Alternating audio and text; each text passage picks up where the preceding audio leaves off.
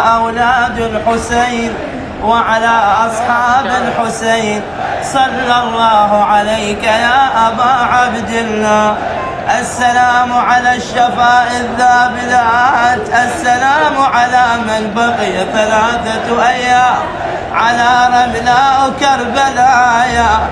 تقل أخويا بعد الذبح رضوك ولا راعى وشرف جدك